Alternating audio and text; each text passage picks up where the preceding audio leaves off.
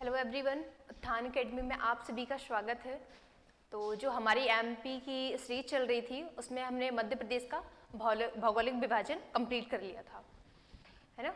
तो आज जो हमें देखना है वो मध्य प्रदेश के भौगोलिक विभाजन के हम कुछ एमसीक्यूज देखेंगे, है ना। क्या देखने? एमसीक्यूज देखते हैं। ऑब्जेक्टिव सीरीज है जो हमारी, है ना, जो हम करते हैं कि एक टॉपिक जो खत्म कर लेंगे उसके ऑब्जेक्टिव करेंगे। इसी प्रकार जो अपना मध्य प्रदेश का भौगोलिक विभाजन है ये मैंने पूरा कंप्लीट करवाया हुआ है और इसके ऑब्जेक्टिव जो हैं वो हम स्टार्ट करते हैं, है ना। तो हमारा पहला क्वेश्चन है, पहला क्वेश्चन क्या लिखा है? भौतिक बनावट की दृष्टि से वर्तमान मध्य प्रदेश को कितने भागों में बांटा गया है। क्वेश्चन में लिखा है कि भौतिक बनावट की दृष्टि से वर्तमान मध्य प्रदेश को कितने भागों में बांटा गया है। जो ऑप्शन है वो है 5, 6, 7 और 8। तो जो मध्य प्रदेश का भौतिक विभाजन है वो मैंने बताया था कि कितने भागों में बांट दिया था। पहले तो मैंने 3 भागों में बांटा था। कितने में? 3 भागों में। कौन कौन से थे? तो अपना एक मध्य उच्च प्रदेश था, ठीक है, दूसरा था सतपुड़ा और तीसरा जो था वो अपना पूर्वी पठार था जिसे हम बघेलखंड का पठार भी कह रहे थे, ठीक है। और जो मध्य प्रदेश था फिर इसको, जो मध्य उच्च प्रदेश था, सॉरी, इसको हमने कितने भागों में बांट दिया था? तो 5 भागों में बांट दिया था। पहला जो था वो मालवा, नर्मदा सोन घाटी, बुंदेलखंड, रीवा पन्ना और मध्य भारत, है ना। इतने भागों में बांटा था। इस प्रकार यदि मैंने बताया था कि यदि ऑप्शन में या तो 3 आएगा या तो 7 आएगा। यहाँ पे देखो, यहाँ हमें कहीं पे भी 3 ऑप्शन में नहीं मिल रहा, तो हम क्या आंसर लगा देंगे यहाँ पे? 7, कि कितने भागों में बांटा गया है? तो 7 भागों में बांटा गया। इस प्रकार ये 3 हो जाएंगे, 1, 2, 3 से हटा देंगे। इसे हमने कितने भागों में बांट दिया है? 5, तो 5 ये हो जाएंगे और 2 ये हो जाएंगे। इस प्रकार हमारे 7 होंगे। तो भौतिक बनावट की दृष्टि से यदि मध्य प्रदेश को कितने भागों में बांटा गया है तो वो है अपना 7 भागों में बांटा गया है, ठीक है। कहीं कहीं ऑप्शन यदि 3 भी दिया हो तो अपना आंसर 3 भी होगा। कि 3 किस प्रकार है? तो इस प्रकार है जैसे कि मध्य उच्च प्रदेश, सतपुड़ा और पूर्वी पठार, ठीक है। इसका जो राइट आंसर होगा वो अपना 7 होगा। अगला क्वेश्चन जो अपना है, निम्न प्रश्नों में से किस पठार का निर्माण ज्वालामुखी उद्गार से निकले लावे से हुआ है, ठीक है। तो मैंने बताया था कि कौन सा ऐसा पठार है कि जो ज्वालामुखी के उद्गार से हुआ है। तो ये है अपना मालवा का पठार। कौन सा है? मालवा का पठार। इसके बारे में जो हमने इफेक्ट देखे थे वो है मालवा का पठार मध्य प्रदेश का सबसे बड़ा पठार है। क्या है? मध्य प्रदेश का सबसे बड़ा पठार।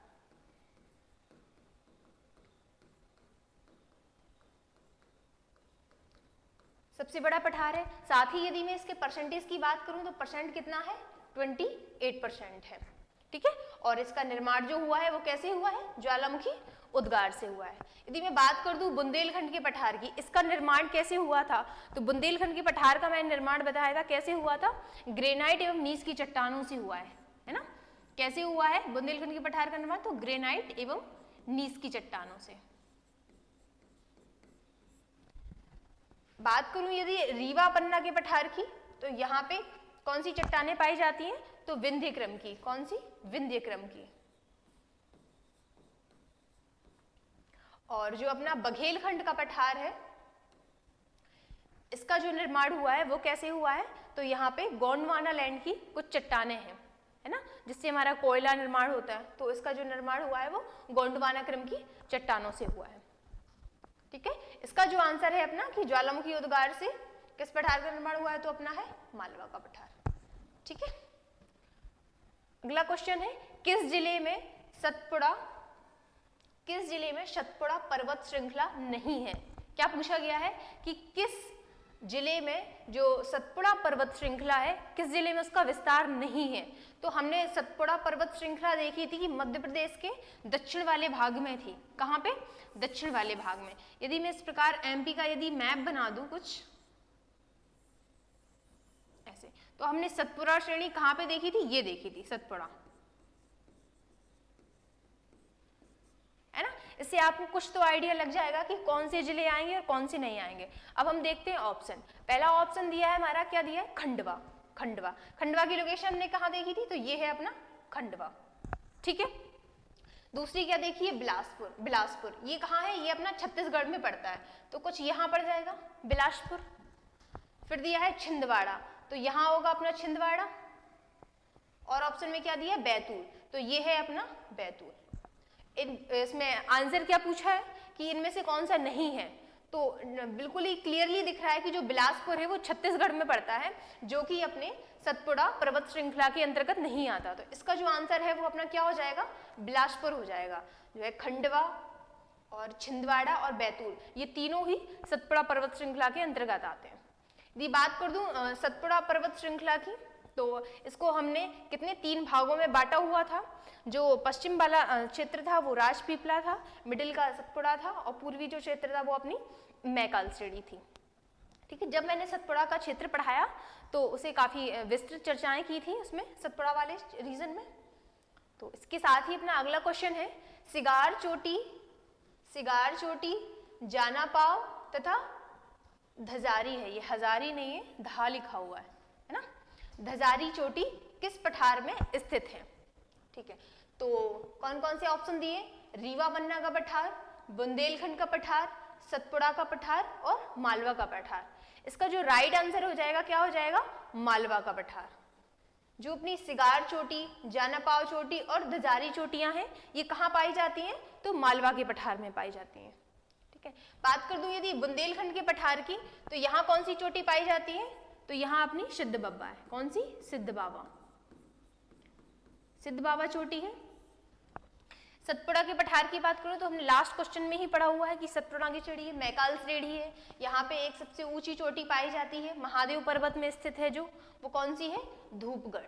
कौन सी, धूपगढ़, जो मध्य प्रदेश की भी सबसे ऊंची चोटी है, जिसकी मीटर की बात कर दूं तो कितनी है, 1350 मीटर ऊंची है। कितनी, 1350। लेकिन इस क्वेश्चन के आंसर की बात करूंगी तो क्या हो जाए अपना, मालवा का पठार।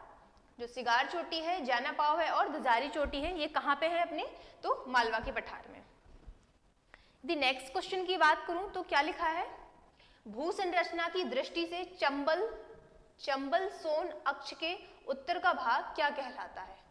चंबल सोन अक्ष के, है ना। ये देखो आप, यदि मैं एमपी का मैप बना दूं ऐसे कुछ,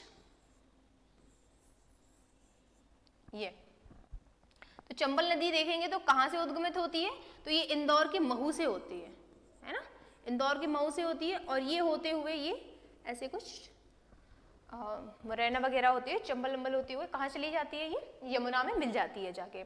तो क्या लिखा है कि चंबल सोन अक्ष के उत्तर का भाग, सोन अपनी कहाँ से निकलती है, अमरकंटक से निकलते हुए ये गंगा में मिल जाती है। तो इसके अक्ष का भाग पूछा गया, तो कौन सा हो जाएगा अपना यहाँ, ये मध्य भारत का पठार है ना। तो इसका जो आंसर है वो क्या हो जाएगा, मध्य उच्च प्रदेश। ठीक है, हमने मध्य उच्च प्रदेश को 5 भागों में बांटा था। कौन कौन से यहाँ पठार थे, मध्य उच्च प्रदेश था, फिर अपना ये बुंदेलखंड था, यहाँ रीवा पन्ना था, यहाँ पे नर्मदा सोन घाटी थी, ये अपना मालवा का पठार था। इस प्रकार आंसर क्या हो जाएगा इसका, तो मध्य उच्च प्रदेश हो जाएगा। अगले क्वेश्चन की बात करते हैं, सतपुड़ा पर्वत के संबंध में सही कथन को चुनिए। सही कथन होगा, सही कथन को चुनिए, है ना, सही कथनों को चुनिए। किसके बारे में पढ़ना, तो सतपुड़ा पर्वत। लोकेशन याद आ रही है ना कि कहाँ था अपना सतपुड़ा पर्वत, तो मध्य प्रदेश के दक्षिणतम भाग में। कहाँ था, दक्षिणतम भाग में था। ऑप्शन देखें, सतपुड़ा पर्वत की लंबाई 1172 है ना। फिर क्या दिया है, इसके पश्चिम में राजपीपला की पहाड़ी है। मैंने बताया था सतपुड़ा का जब दक्षिणतम भाग था तो इसके पश्चिम में क्या था, राजपीपला था, ये सतपुड़ा था, और पूर्व में क्या था अपना, मैकाल श्रेणी थी। तो इसके सेकंड ऑप्शन में क्या बोला है, इसके पश्चिम में राजपीपला की पहाड़ी है, तो बिल्कुल सही है, ये सही है। यह नर्मदा नदी के दक्षिण पश्चिम में पूर्व स्थित है। इसके समानांतर मैंने बताया था नर्मदा सोन घाटी है, तो यहाँ से नर्मदा अमरकंटक से उद्गमित होते हुए निकल जाती है, तो इसके समानांतर भी है। और चौथा ऑप्शन दिया है सभी कथन सत्य हैं, है ना। तो इसका जो आंसर हो जाएगा कि सतपुड़ा पर्वत के संबंध में तीनों कथन सही है, तो इसका आंसर जो है वो ये वाला है कि सभी कथन सत्य हैं। इसकी जो लंबाई है वो 1172 किलोमीटर है। इसके पश्चिम में राजपीपला की पहाड़ियां हैं, ये भी सही है। और ये नर्मदा के दक्षिण में स्थित है। ठीक है, इसके तीनों ऑप्शन सही हैं। आगे देखते हैं, मध्य भारत का पठार मध्य प्रदेश के कितने प्रतिशत भाग में विस्तृत है? क्या लिखा है? जो मध्य भारत का पठार है, कौन सा? मध्य भारत का पठार। परसेंटेज की बात करूं तो इसका जो आंसर हो जाएगा वो कितना है? 10.6%। तो इसका आंसर ए सही हो जाएगा। क्या है? 10.6% है। जो मध्य भारत का पठार है, लिख देती हूँ यहाँ पे, जो मध्य भारत का पठार है वो कितना परसेंट है? तो 10.6%। बात करूं यदि 28% की, तो कौन सा पठार है अपना? मालवा का। कौन सा है? मालवा का, जो कि अपना सबसे बड़ा पठार भी है। ठीक है, 11% की बात करूं तो अपना सतपुड़ा वाला क्षेत्र 11% है। और 26% की यदि बात करूं तो नर्मदा सोन घाटी वाला जो अपना क्षेत्र है ये कितना है? 26% है।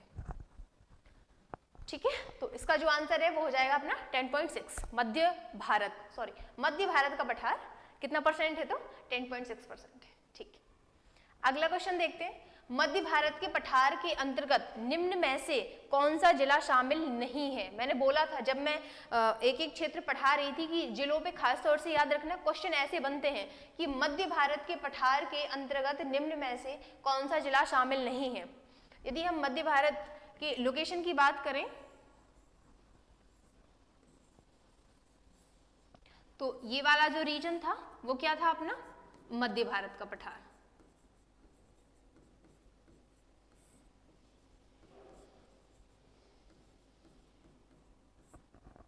ठीक है, ऑप्शन देख लेते हैं, क्या है? इंदौर। इंदौर की लोकेशन की बात करूं तो कहां है? ये है अपना इंदौर। और इंदौर कौन से पठार के अंतर्गत आता है? तो ये वाला कौन सा पठार था? ये था मालवा। कौन सा था? मालवा। ठीक है, तो ये ऑप्शन गलत हो गया अपना। दूसरा क्या लिखा है? भिंड लिखा हुआ है, तो भिंड तो आता है मध्य भारत के अंतर्गत, ये है भिंड। फिर क्या लिखा है? शिवपुरी, तो ये है शिवपुरी। और क्या लिखा हुआ है? ग्वालियर। चारों ऑप्शन की लोकेशन हमने देख ली। अब उसमें पूछा क्या गया है कि इनके अंतर्गत कौन सा जिला नहीं आता है। तो जो है इंदौर है वो ऐसा एक जिला है जो मध्य भारत के पठार के अंतर्गत नहीं आता। तो किसके अंतर्गत आता है? मालवा के पठार के। लेकिन इस क्वेश्चन का आंसर क्या हो जाएगा? इंदौर से ही हो जाएगा। ठीक है, अगला क्वेश्चन देखते हैं, अरावली एवं विंध्य श्रृंखलाओं के मध्य कौन सा पठार स्थित है? क्या लिखा है? अरावली और विंध्य श्रृंखलाओं के मध्य कौन सा पठार स्थित है? तो इसका जो राइट आंसर है वो क्या हो जाएगा? मालवा का पठार। कौन सा? मालवा का पठार। देखो कैसे, ये है अपना मध्य प्रदेश, अरावली की बात करूं तो ये अरावली पर्वत श्रेणी है, अरावली, सॉरी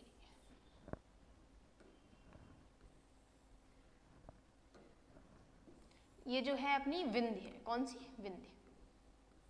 और अरावली है जो ये राजस्थान से निकल के होते हुए कहां तक? दिल्ली तक चली जाती है। तो इन दोनों के पठार के अंतर्गत कौन सा आता है? तो अपना आता है मालवा का पठार। कौन सा? मालवा का पठार आता है। ठीक है, इसका आंसर जो है वो मालवा का पठार हो जाएगा। रीवा पन्ना तो होगा नहीं क्योंकि रीवा पन्ना यहाँ पे है, बघेलखंड ये यहाँ है जो इनके समानांतर नहीं है, ना ही इनके बीच में है, सतपुड़ा दक्षिण में है, ये भी नहीं होगा। ठीक है, तो इसका जो आंसर है वो अपना मालवा का पठार हो जाएगा। अगला क्वेश्चन है, शहडोल जिला किस पठार के अंतर्गत आता है? शहडोल जिला, कुछ लोकेशन लोकेट हो रही है, कहां पे था शहडोल? ये देखो यहां था अपना शहडोल। ये कौन सा पठार था अपना? तो ये था अपना बघेलखंड का पठार। कौन सा? बघेलखंड का पठार। तो इसका जो राइट आंसर है वो क्या हो जाएगा? बघेलखंड का पठार हो जाएगा। ठीक है, यदि आप जिलों की लोकेशन याद रखेंगे तो कोई भी प्रॉब्लम नहीं होगी, समझ रहे हो ना? है ना, कोई भी प्रॉब्लम नहीं होगी। आप सिर्फ जिलों को अच्छे से याद करके रखिए, कोई दिक्कत नहीं आएगी। और ऐसे क्वेश्चन पुट होते ही होते हैं कि शहडोल जिला किसके अंतर्गत आता है, नहीं आता है। ठीक है, आगे देखो, नर्मदा घाटी किन पर्वत श्रृंखलाओं के बीच में स्थित है? नर्मदा घाटी, ये देखो ये है अपनी नर्मदा घाटी। अब ऑप्शन देख लो, क्या है? भांडेर और मैकाल। भांडेर अपनी कहाँ है? ये विंध्याचल वाले एरिया में थी भांडेर। ठीक है, और ये थी मैकाल। सतपुड़ा और अरावली। तो सतपुड़ा कहाँ देखी थी हमने? मध्य प्रदेश के दक्षिणतम भाग था सतपुड़ा वाला, ये सतपुड़ा, और अरावली ये रही, ये थी अरावली। फिर क्या लिखा है? सतपुड़ा और विंध्याचल। तो सतपुड़ा जो था ये थी और विंध्याचल जो थी वो ये थी। विंध्याचल का ही तो पार्ट है भांडेर। विंध्याचल और अरावली, विंध्याचल ये है, अरावली ये है। अब क्वेश्चन में पूछा क्या है? नर्मदा घाटी किन पर्वत श्रृंखलाओं के बीच में स्थित है?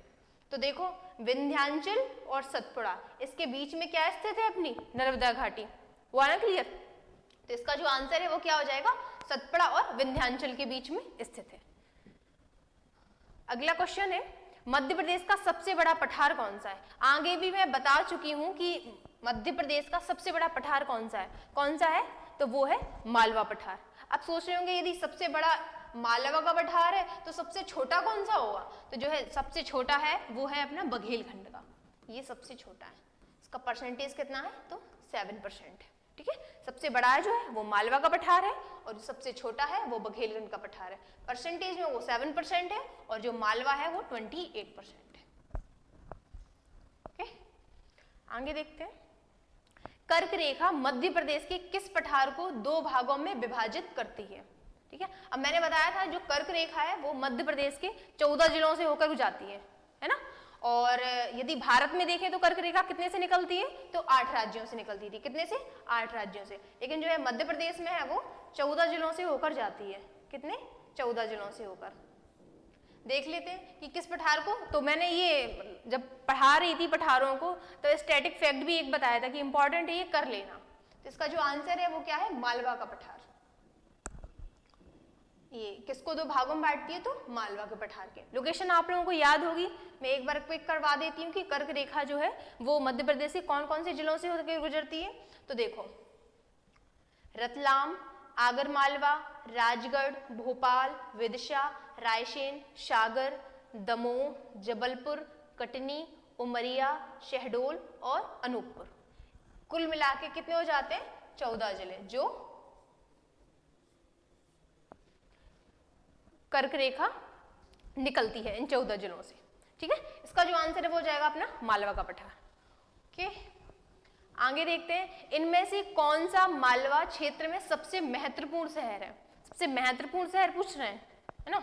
देखो तो मालवा के क्षेत्र में कौन कौन से हैं? पन्ना और उज्जैन। पन्ना तो आता ही नहीं है क्योंकि ये रीवा पन्ना के पठार में आता है। रीवा और भिंड, ये तो ऑप्शन हो गई नहीं क्योंकि रीवा जो है वो रीवा पन्ना में आता है और जो भिंड है वो किस में आता है? अपने तो मध्य भारत के क्षेत्र में आता है। ठीक है, उमरिया और रीवा, ना ही उमरिया आता है ना रीवा, क्योंकि रीवा किस में आता है? रीवा पन्ना में आता है। बात करें तो उज्जैन और इंदौर की, तो इसका सही आंसर जो है वो क्या हो जाएगा? अपना उज्जैन और इंदौर। मालवा क्षेत्र के सबसे महत्वपूर्ण शहर है क्योंकि इंदौर अपना बहुत ही बड़ी सिटी है और फेमस सिटी है। इस प्रकार उज्जैन भी अपनी एक फेमस सिटी है। ठीक है, आगे निम्न में से कौन सा मध्य प्रदेश का प्राकृतिक क्षेत्र नहीं है? क्या लिखा है? निम्न में से कौन सा मध्य प्रदेश का प्राकृतिक क्षेत्र नहीं है? तो जब मैंने प्राकृतिक विभाजन करवाया था तो पहले 3 भागों में बांटा था, मध्य उच्च प्रदेश, सतपुड़ा और तीसरा कौन सा था? पूर्वी क्षेत्र या बघेलखंड का। फिर मैंने मध्य उच्च प्रदेश को कितने 5 भागों में डिवाइड किया था। कौन कौन से? मालवा, नर्मदा सोन घाटी, मध्य भारत का पठार, बुंदेलखंड का और रीवा पन्ना का। अब आप देख लीजिए इनमें से कौन सा नहीं है। मध्य भारत का पठार तो आता है कि सतपुड़ा और मैकाल क्षेत्र भी आता है, नर्मदा सोन घाटी भी आती है। पश्चिमी पठार है जो है वो नहीं आता है। तो इसका जो राइट आंसर है वो कौन सा हो जाएगा? अपना पश्चिमी पठार। कि पश्चिमी पठार मध्य प्रदेश के भौगोलिक विभाजन में या प्राकृतिक क्षेत्रों में नहीं आता है। अगली क्वेश्चन की बात करूं तो क्या लिखा है? कौन सा पठार पश्चिमी मध्य प्रदेश के लगभग पूरे हिस्से को ढकता है? पूरे होगा, है ना। कौन सा पठार पश्चिम मध्य प्रदेश के लगभग पूरे हिस्से को ढकता है? तो ये है अपना पश्चिम वाला रीजन। तो इस साइड अपना कौन सा पठार है? तो वो है मालवा का पठार। कौन सा? मालवा का पठार है। ठीक है, इसका जो आंसर है वो हो जाएगा अपना मालवा। नर्मदा की पूर्वी छोर और सतपुड़ा के पूर्वी छोर पर मिलते हैं। अब देखो ये है अपना मध्य प्रदेश, क्या लिखा है? पूर्वी छोर। ये है अपना पूर्वी छोर। ठीक है, क्या लिखा है? नर्मदा की पूर्वी। नर्मदा यहीं से उद्गमित होती है और ये चली जाती है यहाँ गुजरात के पास। ठीक है, यहाँ से अमरकंटक से, अमरकंटक से होती है। और सतपुड़ा का भी क्षेत्र देखें तो यही लगता है पूर्वी क्षेत्र। तो यहाँ जो टच करती है वो कौन सा क्षेत्र होता है? तो अपना अमरकंटक। कौन सा? अमरकंटक से दोनों क्षेत्र टच करते हैं, सतपुड़ा का पूर्वी क्षेत्र और नर्मदा का भी। तो इसका जो राइट आंसर है वो क्या हो जाएगा? अपना अमरकंटक हो जाएगा। अगला क्वेश्चन लिखा है मैकाल पहाड़ियां विभिन्न नदियों का स्रोत है और इसलिए इसको कहा जाता है।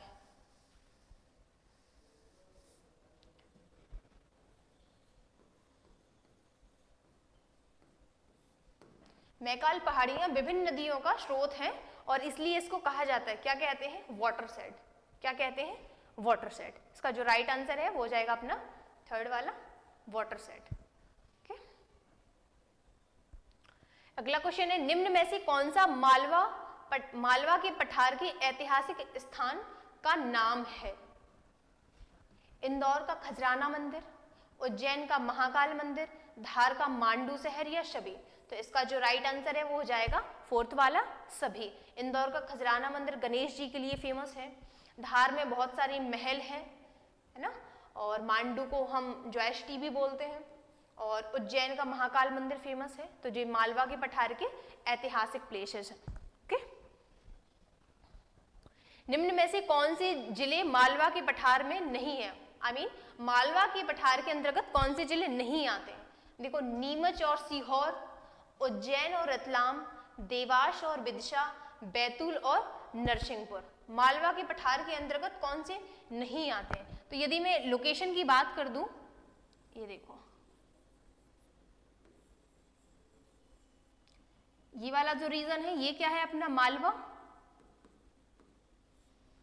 और लोकेशन में बात कर दूं तो नीमच, ये है नीमच, यहाँ है सीहोर। ओके, देवास और विदिशा, यहाँ है अपना देवास और यहाँ है विदिशा। ये एक्चुअली दोनों ही आते हैं मालवा के पठार के अंतर्गत। ओके, उज्जैन और रतलाम ये भी आता है। क्या लिखे? बैतूल और नरसिंहपुर। यहाँ है अपना बैतूल और ये है नरसिंहपुर।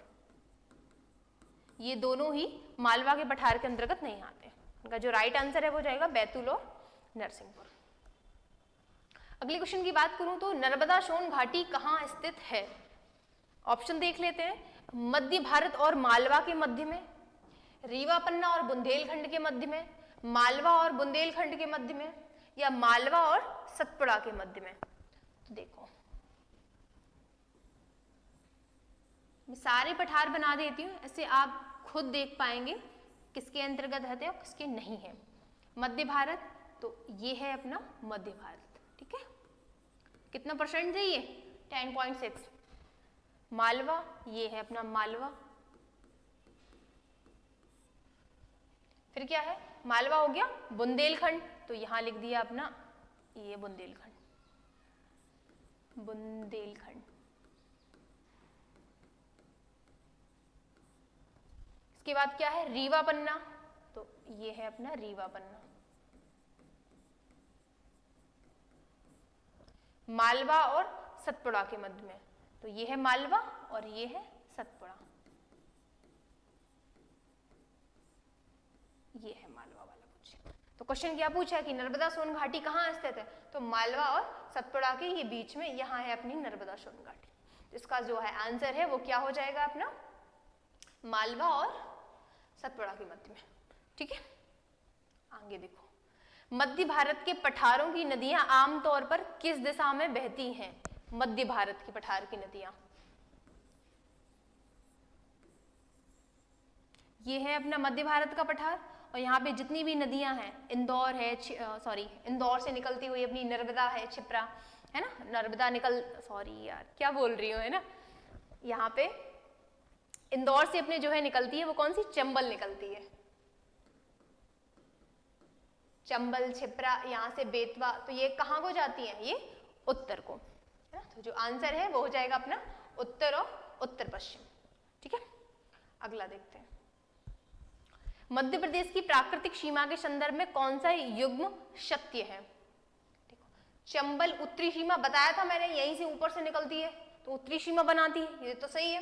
ताप्ती दक्षिणी सीमा बनाती है, ये भी सही है, यहाँ से नीचे से निकलती है ताप्ती, ठीक है। मैकाल पर्वत पूर्वी सीमा, ये भी सही है, मैकाल पर्वत मैंने यहाँ बताया था जब सतपुड़ा का क्षेत्र पढ़ाया था। लास्ट क्या है, सभी कथन सत्य हैं, तो इसके जो है सभी ऑप्शन सत्य हैं, ठीक है। लास्ट क्वेश्चन है जो है अपना, वो है नर्मदा घाटी किन पर्वत श्रेणियों के मध्य स्थित है। ये हो चुका था, है ना, पहले ही बता चुकी हूँ।